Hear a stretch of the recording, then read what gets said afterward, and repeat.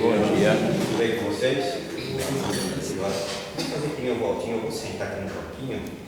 A gente está pegando uma certa. A gente precisa sentar um pouco, né?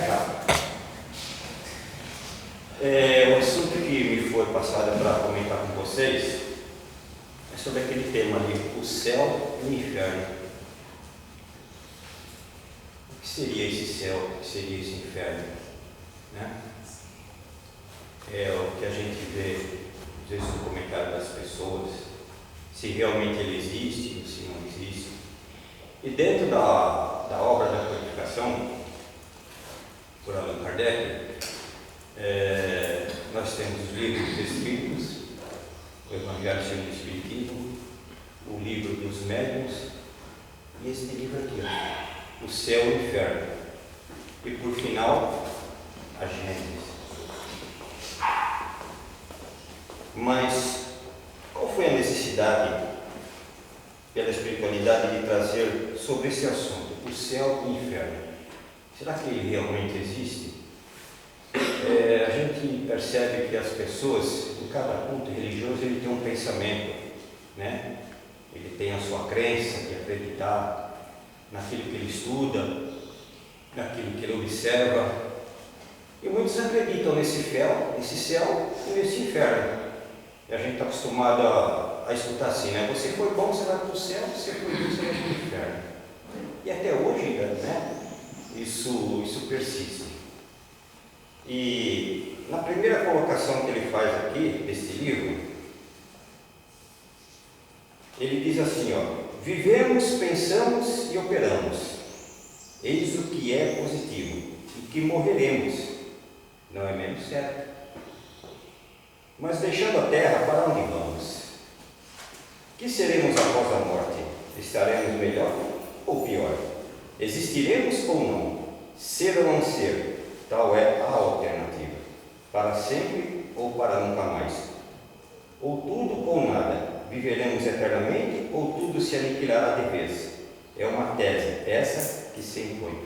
Então a gente observa que hoje é um dos grandes assuntos que talvez a humanidade ainda deixa uma interrogação na cabeça, né? Como ele mesmo disse, para onde nós iremos? O que será de nós? O que vai acontecer? Eu fiz uma pesquisinha aqui na internet sobre algumas crenças, né, algumas religiões. Primeiramente sobre os evangélicos, tá? Isso aqui eu só estou colocando a título de passar as informações de como eles encaram a maneira do céu e do inferno. Estou colocando como crítica, tá, pessoal? Na parte evangélica, os evangélicos eles acham que a morte é uma passagem natural da vida terrena. Até aí tudo bem. Para a eternidade com Deus, até chegarmos a Deus, o caminho é meio longo, né? Não um fim. O corpo físico retorna ao pó, enquanto o espírito volta para o Criador. A esperança evangélica reside na vida eterna no céu, para onde os que creem em Jesus vão após a morte, aguardando a ressurreição e segundo a vinda de Jesus. Ora, nós sabemos que para chegarmos até Deus, naquilo que nós estudamos dentro da doutrina espírita, a caminhada é muito longa, né? Os Espíritos dizem assim, que a distância que existe entre nós e Deus é a mesma distância que existe entre o animal e nós. Isso falando no princípio evolutivo da criação. Então a gente observa que a caminhada é muito longa. Não é tão fácil assim a gente, quando morre, já estar diante do Pai, do Criador. E quando ele coloca aqui a posição de ressurreição, o que seria a ressurreição? Você voltar à vida no mesmo corpo. Ora, isso é meritamente impossível, porque a gente sabe que quando a gente morre ou desencarna, essa carcaça aqui, como ele disse aqui, volta ao pó. O que ela acontece? Ela vai se degradar, ela vai se acabar.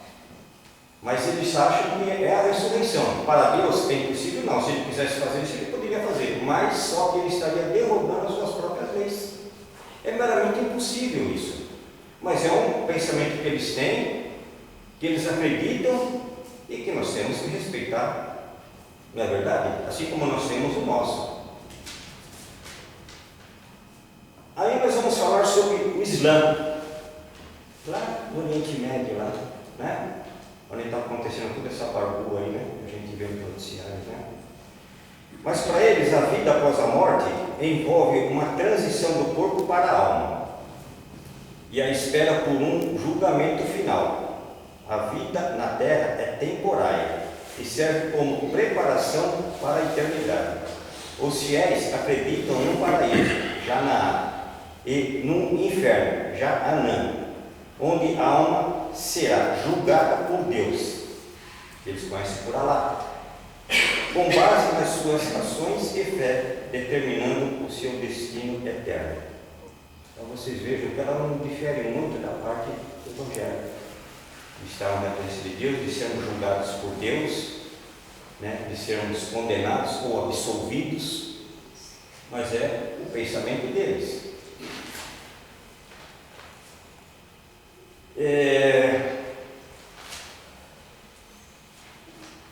E o que seria esse céu e esse inferno?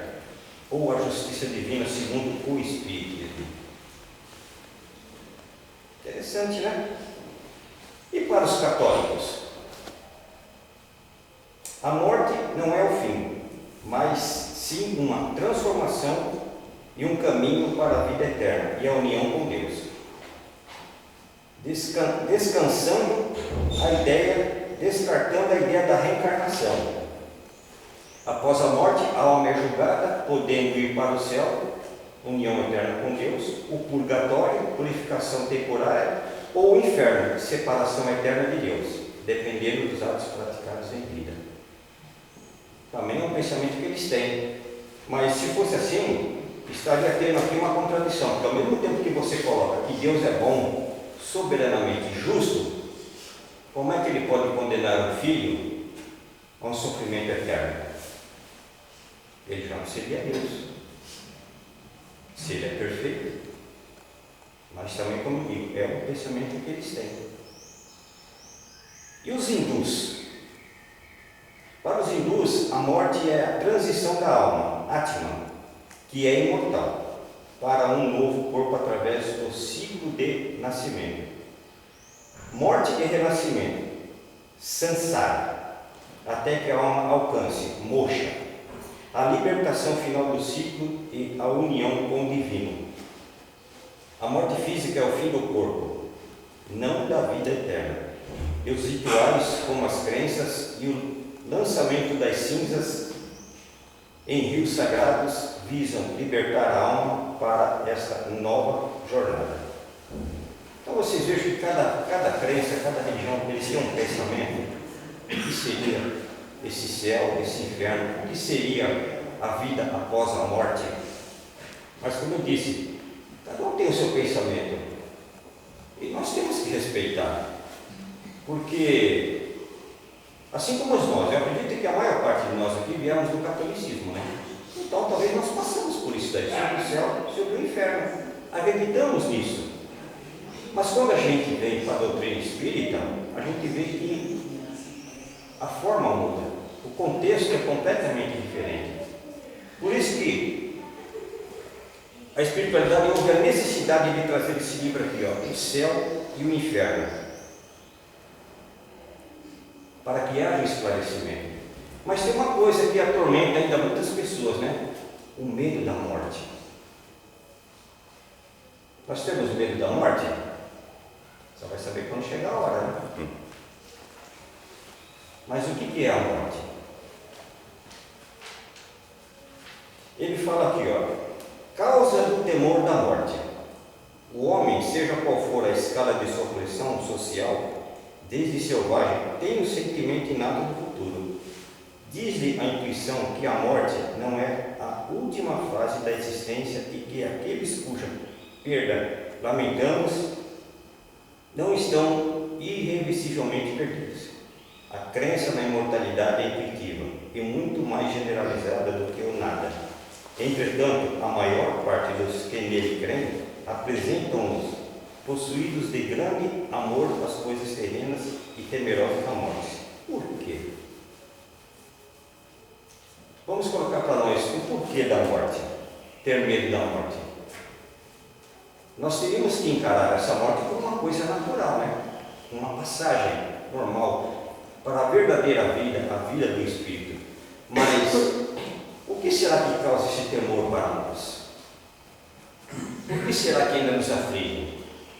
Eu tenho um pensamento, né? O que ainda transtorna muitas pessoas são as coisas materiais. Os bens materiais ainda influenciam muito em nossas vidas. Mas eu acho assim que a parte mais difícil, como eu disse, é pensamento meu, é quando você não tem mais assim a condição, quando encarnado, você abraçava o teu pai, tua mãe, teu filho, enfim, aqueles entes queridos. Então acho que a preocupação que às vezes tem da pessoa quando retorna à vida espiritual é essa preocupação de deixar aqueles que ficaram aqui, falar, poxa vida, eu não poder mais abraçar um filho, um pai não poder mais abraçar a esposa, e vice-versa. Porque uma coisa é certa, nós temos a nossa preocupação com os nossos familiares aqui, não tem? Você tem a preocupação com seus filhos, eu tenho comigo, a Rosília tem a preocupação com o pai dela, com a mãe dela, e assim vai. E será que quando nós retornarmos à vida espiritual, essa preocupação ainda não vai continuar? Mesmo nós sabemos que Deus não desampara ninguém, mesmo que a gente entenda isso, mas essa preocupação é natural. E quando você está na matéria, você tem como estar ao lado, você tem como amparar, você tem como carregar. Mas quando você retorna à vida espiritual, isso se torna um pouquinho mais difícil. Você pode ajudar de que maneira? Através da tua prece, através do teu equilíbrio, para aquela pessoa poder ser amparada.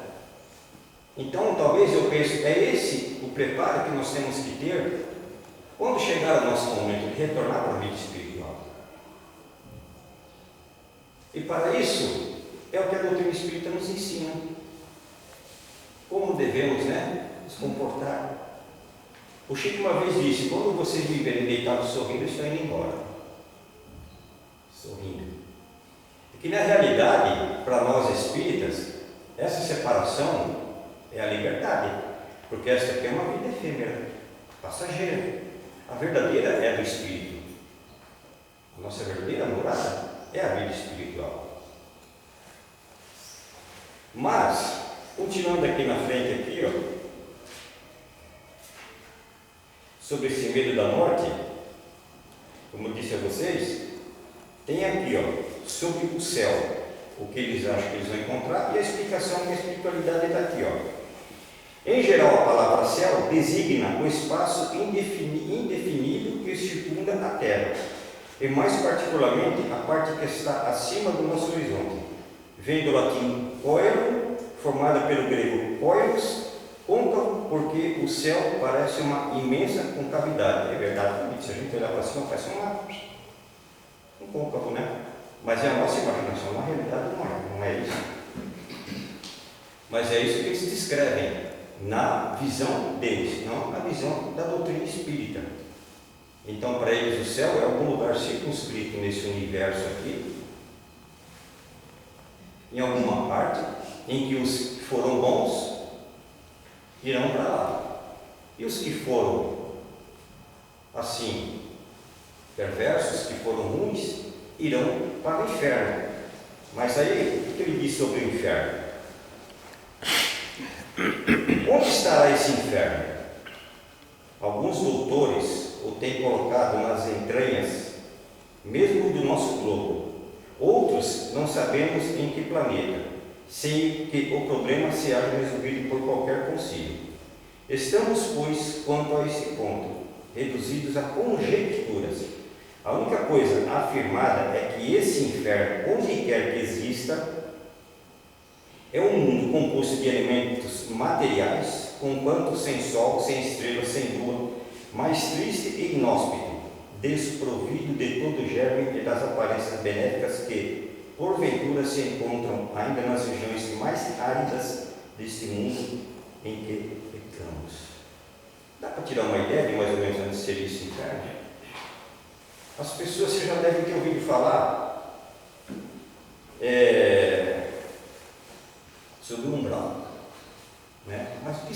umbral na visão do Espírito? Será que é para lá que nós iremos? Como ele menciona aqui, quando ele cita aqui de situações materiais, no mundo espiritual também, a parte que tem lá, aqui essenciada também é matéria, não conhecida como a nossa, mas ela é um pouquinho mais sutil, mas não deixa de ser matéria. Então muitas pessoas falam, e tem muito na literatura espírita, de que esse umbral é onde as pessoas sofrem, onde as pessoas gritam, onde as pessoas sofrem, como no livro de Ivone do Amaral Pereira, se eu não me engano, que ela fala sobre o Vale dos Suicidas. E agora vocês estão vendo essa novela Viagem que está tendo, então ele mostra mais ou menos uma parte como seria esse umbral, mas existe também muita coisa que eles inventam ali. Mas no meu pensamento esse umbral seria, além das obras que você praticou, além da sua caminhada que você teve aqui, é a tua consciência, aquilo que você pensa, aquilo que você canaliza para você. Na literatura espírita, segundo André Luiz, que leu as obras dele, a primeira obra, que é o Nosso Lar, ele ficou assim numa estalagem, num umbral, durante alguns anos, Quem leu a obra sabe, do sofrimento que ele teve, aquela coisa toda de não saber lidar, de se encontrar perdido e clamando muito que Deus ajudasse ele, aquela coisa toda. Inclusive teve o filme Nosso Lar também, Eu acho que já deve estar no terceiro, se eu estiver errado, vocês podem corrigir. E foi o momento de subir dele ali, Ele ficar naquele momento, naquele sofrimento. Por quê? Porque foi mais do que ele viveu na vida material. Ele tinha o quê? Uma vida de boêmio, não é verdade? Ele era viciado no tabagismo, então foi degradando aos poucos o corpo, a matéria dele. E tudo isso ele carregou para a vida espiritual também. Então isso foi um grande sofrimento dele, até o momento que ele foi resgatado, Aí começou todo aquele sistema de recuperação dele se melhorar, até ele chegar ao ponto, de começar a ser um escritor entre o mundo material e o mundo espiritual. Tudo bem por aí? Certinho? Aí mais para frente, depois do inferno, o purgatório. O que seria esse purgatório? Será que realmente ele existe? De que forma que ele é? Ele fala aqui, a princípio do purgatório é, pois, fundado na equidade, porque comparado à justiça humana, é a detenção temporária a par da condenação perpétua. E julgar de um país que só tivesse a pena de morte para os crimes e os simples delitos. Sem o purgatório, só há para as almas duas alternativas externas: a suprema felicidade ou o eterno suplício. E nessa hipótese, quem seria das almas somente culpadas de ligeiras faltas? Ou compartilhariam da felicidade dos eleitos, ainda quando imperfeitas, ou sofreriam castigo dos maiores criminosos, ainda quando não houvessem feito nenhum mal, o que não seria nem justo nem racional. O que dá a entender aqui que ele fala que esse purgatório são aqueles que vão em um determinado local, pagar pelos seus erros, ressarcir os seus débitos, passar pelo seu sofrimento. Nós poderíamos dizer que a Terra é semelhante a isso, esse purgatório? Porque se nós observarmos este mundo que nós somos de provas e expiações, aqui tem de tudo, Tem gente feliz entre aspas, Mas assim, em condições melhor do que muitos que estão aí sofrendo.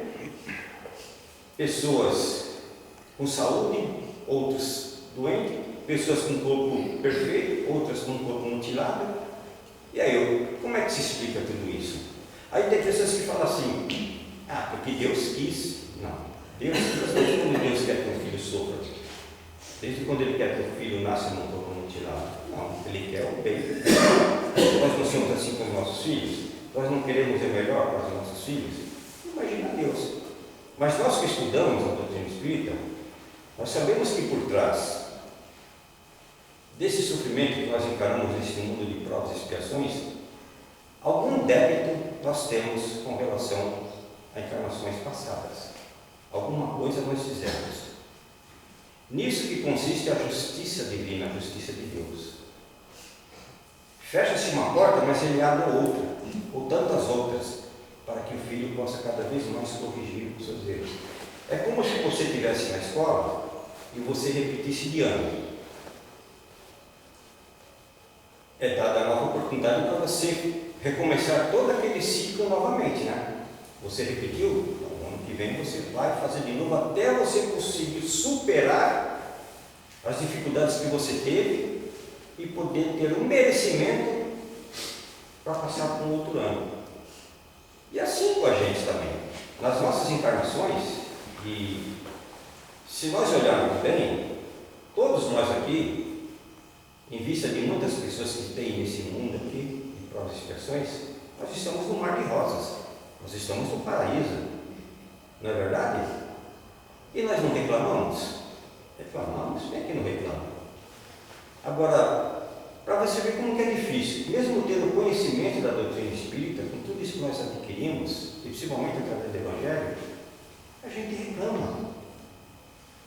Às vezes nunca está contente com uma coisa, com uma roupa, às vezes não está contente com uma comida, enfim, muitas coisas, uma pequena coisinha a gente, né, já faz no carnaval.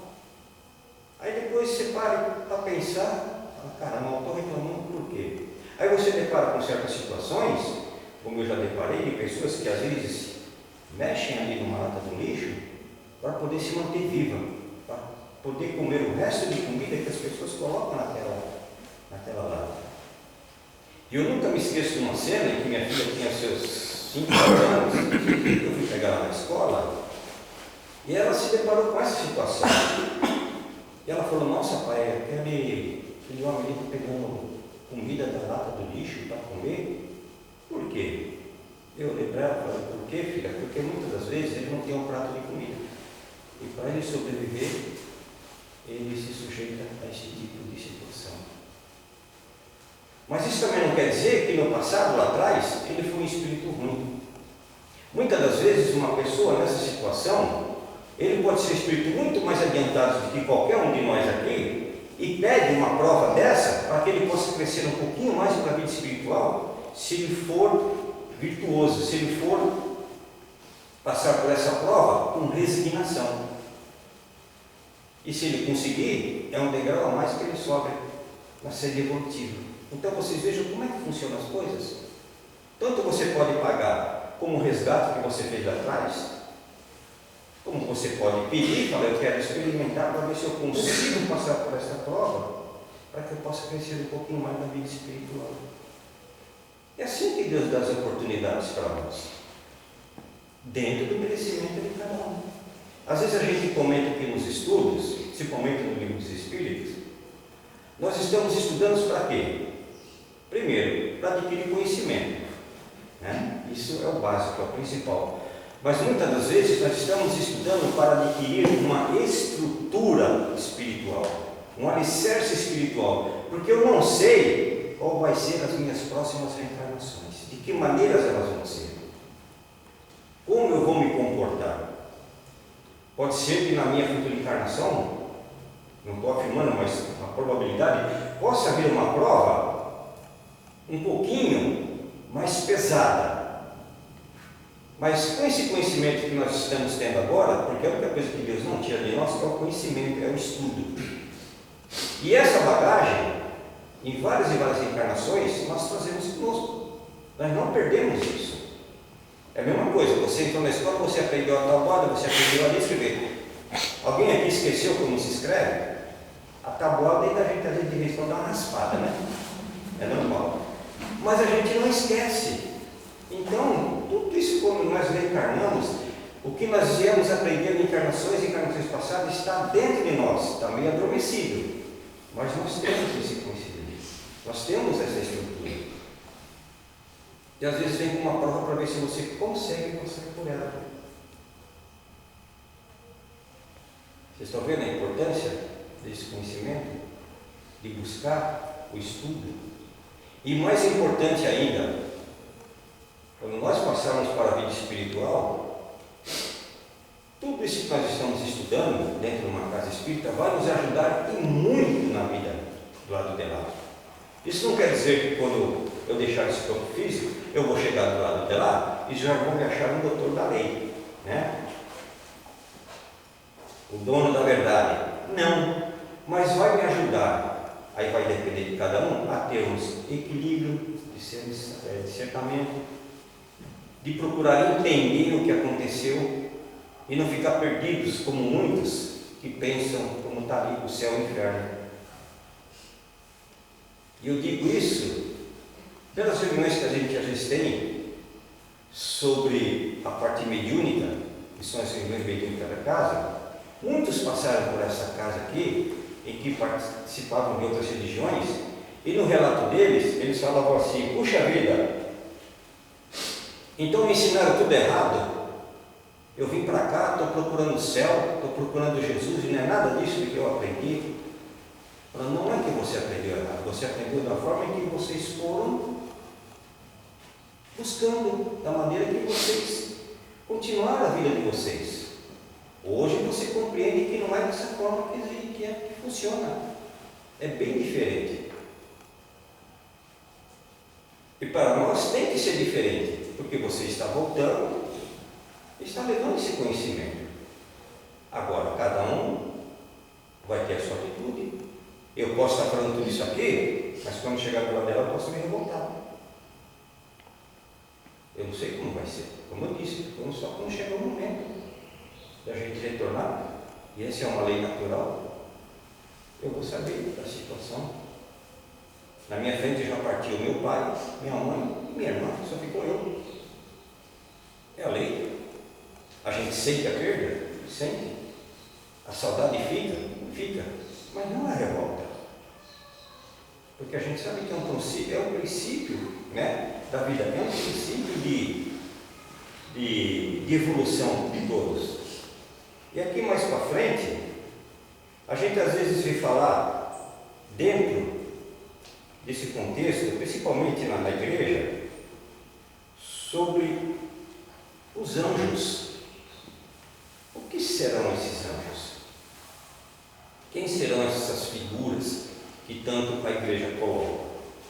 Ele fala assim, todas as religiões têm tido anjos sob vários nomes, isto é, seres superiores à humanidade, intermediários entre Deus e os homens, negando toda a existência espiritual fora da vida orgânica.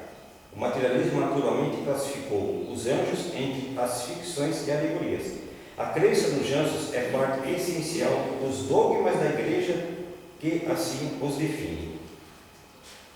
Esses anjos que eles definem são seres criados à parte de nós. Então Deus criou nós, filhos, para estarmos no mundo de provas e expiações, para sofrermos todas as nossas atribulações, e criou os anjos para que pudessem nos auxiliar, olhar por nós, não é verdade? Caminhar junto ao nosso lado, não 24 horas por dia, né? Mas assim, nos orientarmos no nosso dia a dia. Mas aí, se for assim, você chega lá e então tem que ter um papo com Deus. Falar, Pai, o Senhor criou seres tão sublimes, evoluídos, e me colocou no meio de uma fogueira, um ser imperfeito. Por quê? Eles são melhores do que eu em alguma coisa? E aí onde estaria a perfeição de Deus nisso? Criar seres à parte. Mas é o que a igreja pensa. Nada contra eles, é o que eles pensam, mas a gente sabe que não é bem assim. Se fosse dessa maneira, seria ilógico ele criar seres perfeitos e outros imperfeitos como nós, para caminharmos no mundo, sofremos todo tipo de situações que nós encontrarmos aqui. Não é verdade? Isso não seria lógico. Mas aí, o que seriam esses anjos perante a doutrina espírita? Ele fala assim, ó, os anjos são, pois, as almas dos homens chegados ao grau de perfeição que a criatura comporta, fluindo em sua plenitude e prometida felicidade. Vocês lembram como Jesus disse assim, o que eu faço, vocês podem fazer e muito mais? O que ele quis dizer com isso? Se você usar o bom senso, você vai pensar assim, puxa vida, ele disse o que ele faz, eu posso fazer muito mais. Então ele está dizendo que eu posso ser como ele. Mas aí você vai falar, mas Jesus é Jesus, tudo bem, mas ele foi um espírito criado simples e ignorante como qualquer um de nós aqui. Ele passou por todos esses sofrimentos, essas alegrias que nós estamos passando hoje também. Mas aí também tem uma parte que ele fala assim, quando esse mundo aqui começou a se formar, começou a ser criado, ele já era, quer dizer, eu já existia. Aí você fala assim, caramba, ele já existia? Aí pelos cálculos aí da ciência, né, eu não sei, posso estar errado, alguém pode me corrigir, a Terra deve ter uns 4 bilhões de anos. 4,5, tá vendo? Sabe por que estuda? Porque está na Gênesis. Aí você fala assim, caramba, 4,5 bilhões de anos tem a Terra, então Jesus já existia, já era aquele espírito evoluído, então ele é bem velhinho, não? Agora imagina o que ele percorreu para chegar a ser esse anjo, se é que assim a gente pode colocar, esse ser supremo, né, de luz, de bondade. Então o anjo nada mais é do que cada um de nós pode se tornar daqui a alguns bilhões de anos. É o princípio da evolução. Assim como Jesus, existem tantos outros por aí que estão nessa condição também, de anjos, de seres superiores. Esse é o princípio da evolução. Essa evolução ela passa por reino mineral, animal, vegetal e hominal. Para quem estuda o livro dos Espíritos vai encontrar isso lá dentro, o que eu estou querendo dizer com isso.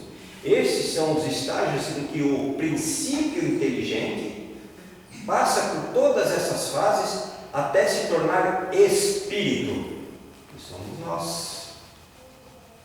Então, tudo isso que nós estamos vendo aqui, que faz parte da criação, está no processo de evolução.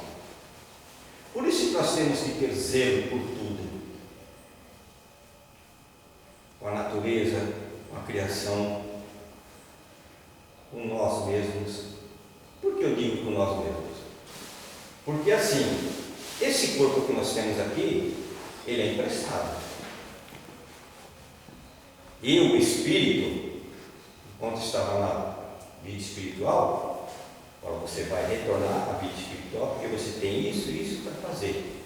Só que nós vamos lhe fornecer um corpo material para que você possa habitar nele e através dele você possa caminhar sobre o mundo e fazer as atividades que você necessita para que você possa crescer para a vida espiritual.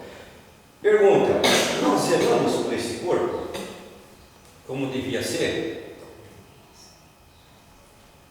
Está vendo? Como é que eu posso continuar a minha caminhada aqui? Como é que eu posso exercitar tudo aquilo que eu me propus no mundo espiritual, se essa ferramenta já está começando a ficar danificada? Por, assim, situações em que eu não procuro zelar dessa matéria. Isso através de tudo. Pode ser através da alimentação. Dizem que o peixe morre pela boca, né? Através do trabalho. O que é o trabalho? É aquilo que você necessita para você se manter, né? Seja ele qual for. Só que muitas das vezes, e principalmente nos dias de hoje, você às vezes se vê na obrigação de ultrapassar esse limite que essa máquina aqui suporta. Mas até aí tudo bem. É uma necessidade que você tem. E você sabe disso. E por aí vai, em outras situações, os vícios que tem. E um detalhe, tudo aquilo que eu coloco dentro dessa matéria, que prejudica essa matéria, eu vou carregar para a vida espiritual. Ah, Lars, mas de que maneira? No meu corpo espiritual, chamado de perispírito.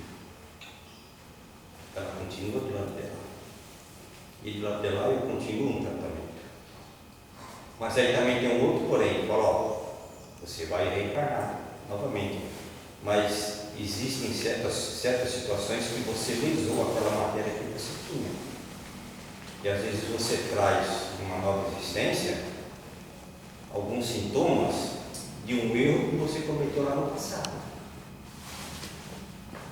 Às vezes a medicina ainda até hoje ela luta com o câncer. Uns são curados e outros não. Mas de onde vem isso? Algum problema você fez, alguma coisa você causou. Então você vai resgatar. Você vai ter que tampar essa ferida. É uma coisa assim, você bateu um prego na parede, eu vou lá, vou tirar o prego, tudo bem.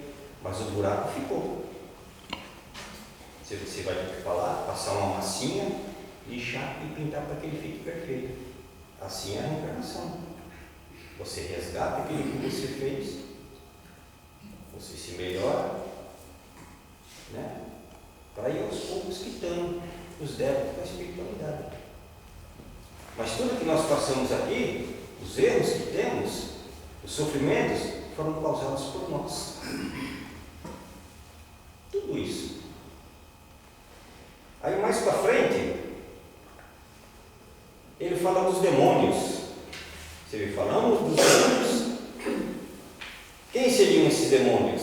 Satanás, o chefe ou o rei dos demônios, não é, segundo a igreja, uma personificação alegórica do mal, mas uma entidade real, praticando exclusivamente o mal, enquanto que Deus pratica exclusivamente o bem. E nós estamos no meio desse tiroteio, né?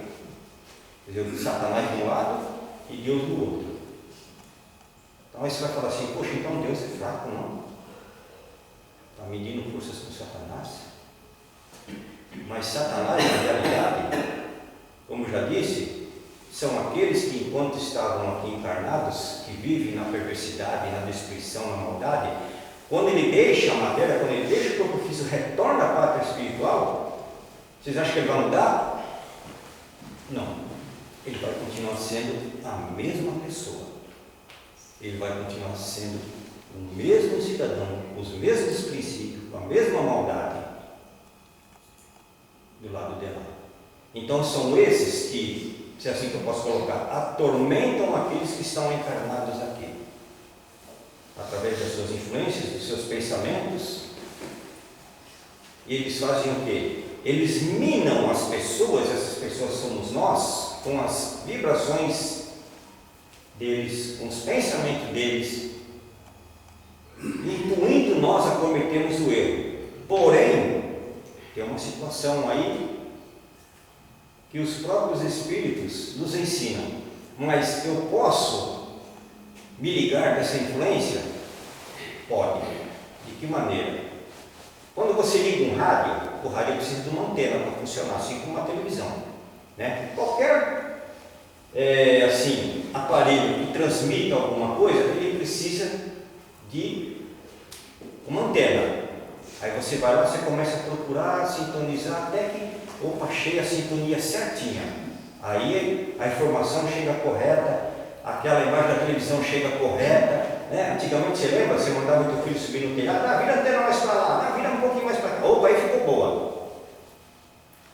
Nós somos essa antena. E como é que funciona essa antena? Os nossos pensamentos. Então, quando você tem um pensamento positivo, quando você tem as suas atitudes corretas, quando você anda por esse mundo aqui e procura mais estender a mão, procura mais ajudar do que você ser ajudado, você atrai o que para você? Os anjos, os espíritos bons. Então você cria em volta de você um campo energético, uma irradiação, uma vibração tão boa, tão salutar, que esses espíritos supostamente chamados como demônios, eles não conseguem se aproximar de você. Por isso que Jesus disse, orai e vigiai. É simples assim, gente. Não é, Helena? Tranquilo. É simples manter esse campo vibratório assim, ó. Nós não temos problema. problemas, nós não passamos raiva, né? Nós não temos perturbação, não tem nada que nos atinja, né? Nós somos uma coraça de aço, não é verdade? Bateu aqui, volta. Olha o Cristiano está falando, não. Mas tudo isso faz parte do aprendizado. Aí vocês vão falar assim, mas por que Deus deixa? Deus, ele não interfere na minha vida. Mas como não interfere? Não, ele me criou, simples e ignorante. Me deu 2 diamantes para me lapidar. Primeiro, a inteligência. Segundo, o livre-arbítrio. Se eu tenho livre-arbítrio, então ela fala, não vou interferir na tua vida, filho. Faça o que você quiser. Ande do jeito que você quiser. Agora, o que você planta aqui, você pode ir lá na frente. Que são as leis. Simples assim. Ele não vai interferir. Porque Deus castiga. Deus, ele não castiga. Deus é Deus. Ele fez a parte dele. Ele nos criou. Filho, está por sua conta.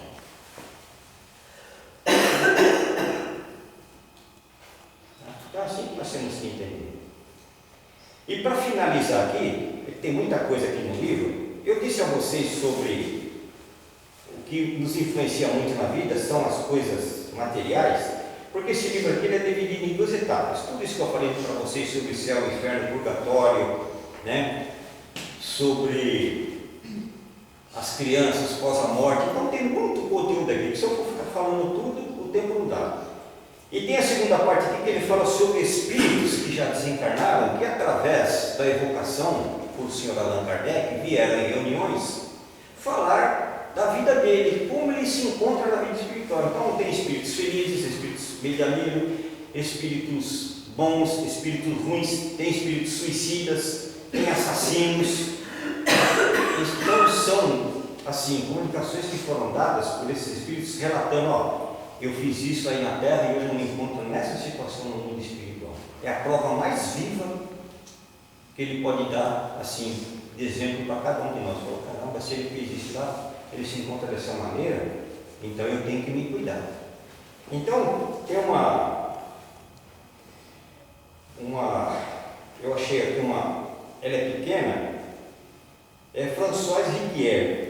Era um velho celibatário, avarento e muito popular, falecido em pontinhos em 1857. Veja bem, o ano que veio o livro dos Espíritos. Legando aos parentes colaterais consideráveis fortuna, em tempo fora locador de uma inquilina, que mais tarde esquecera completamente, e durando até se ainda ou não vivia. Em 1862, uma filha dessa senhora, sujeita a crises de catalepsias, seguida de espontâneo sono magnético, e também um bom médium, escrevente, viu num desses sonos o senhor Riquier, o qual assegurava, pretendia dirigir-se à sua mãe. Passando alguns dias, uma vez que se manifestara espontaneamente, confirmando aquele intuito, entrevistaram com ele a seguinte conversação. Aí já foi um diálogo dele, através dessa médium, uma reunião mediúnica. Aí pergunta para ele assim, o que pretendes de nós? O espírito, né, estava lá, talvez perturbando, influenciando alguma coisa, e perguntam a ele, o que você quer de nós? Ele responde, o dinheiro do qual se apossaram. Está vendo? Pega a matéria, a obsessão da matéria. Os miseráveis, a fim de o repartir, venderam fazendas, casas, tudo para se locupletarem. Desbarataram meus bens como se não mais me pertenciam. Fazei que se me faça justiça, já que a mim não me ouve, e não quero presenciar infâmias tais. Dizem que eu era usuário e guardaram-me o cobre, porque não mo querem restituir. Acharão que foi mal ganho. Eu vou ler só um trechinho que ela ganha. Então, vocês vejam bem, a pessoa tinha posses, né? Aquela coisa toda. Quando retorna no mundo espiritual, ele ainda se acha dono dessa riqueza. Ele não aceitava que aquilo fosse dividido com ninguém. Mas isso acontece porque ele viveu tão impregnado nas coisas materiais, vivendo ali do luxo, aquela coisa toda, que ele às vezes, ele se apercebe às vezes que está numa situação que não está compreendendo direito, e que na mente dele, no psicológico dele, ele ainda ele vive de tudo aquilo ali, de tão apegado que ele foi. Isso pode acontecer com qualquer um de nós aqui. Mas lembra que eu falei aqui no começo? Às vezes nós podemos nos desvencilhar de coisas materiais, carro, casa, dinheiro, mas o mais difícil é o desapego da família. Vocês lembram, voltando lá no começo sobre André Luiz, quando ele desencarnou, futuramente a esposa dele, ela teve uma outra pessoa para a vida dela, né? É normal, né? Quando André Luiz viu isso, ele parece que de prontamente ele não aceitou aquilo. Por quê? Sentimento de posse. Ah, é minha. Aí até que o cidadão chegou, não lembro o nome dele, não sei se foi Clarência, faz tempo que eu li. Se eu estiver errado, alguém pode me ajudar. Falou: André, você não é dono de nada. A tua vida aqui agora é outra. Nós temos o hábito de falar: meu filho, minha filha, meu esposo, meu pai, minha mãe. Meu, não é meu. São uniões, nós às vezes assumimos no mundo espiritual de se reencontrar aqui e formar uma família, mas tudo é por empréstimo, tudo é por um resgate. Então, não é minha filha, mas um espírito que Deus colocou sobre a minha guarda, sobre a minha orientação e proteção, para que eu tenha que encaminhar ela direito para a vida. Nada é nosso, isso aqui não é meu. Nada é nosso, tudo é por empréstimo, tudo é para. Então, gente, a doutrina espírita é bem clara contra a formação do céu, do inferno, de anjos, demônios. Isso tudo não existe. O que existe nós temos a vida material, nós temos a vida espiritual. O que eu vou ser na vida espiritual? O que eu vou encontrar na vida espiritual? Você vai encontrar aquilo que você plantou aqui deste lado. A tua caminhada aqui vai condizer com o que você vai encontrar do lado de lá. Eu vou encontrar amigos, eu vou encontrar inimigos? Depende do que você fez aqui. E assim é com qualquer um de nós. Ninguém pode errar. A nossa felicidade consiste unicamente e exclusivamente de nós, da nossa caminhada, do que nós fizemos ou deixamos de fazer. E a Roseli uma vez ela falou uma coisa e é verdade. A doutrina espírita, ela foi feita para nós. Não estou colocando isso como menosprezando os de fora, mas para nós por quê? Porque nós estamos na doutrina espírita. Nós buscamos a doutrina espírita. E por que nós buscamos? Cada um tem o seu pensamento. O que eu venho buscar na casa espírita? Uma melhora? Conhecimento? Atividade? Então, nós temos que pensar assim: o que a casa espírita tem a oferecer para mim? Mas eu tenho que pensar assim: o que eu posso fazer pela casa espírita? Porque se não for por nós, se não for pela nossa presença, se não for pela nossa responsabilidade, insistência, nada disso aqui existe.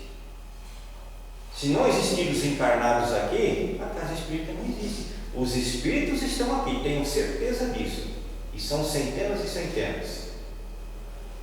E eles precisam de nós aqui, como o Senhor Luís sempre fala. Um não fecho, uma varinha só se quebra.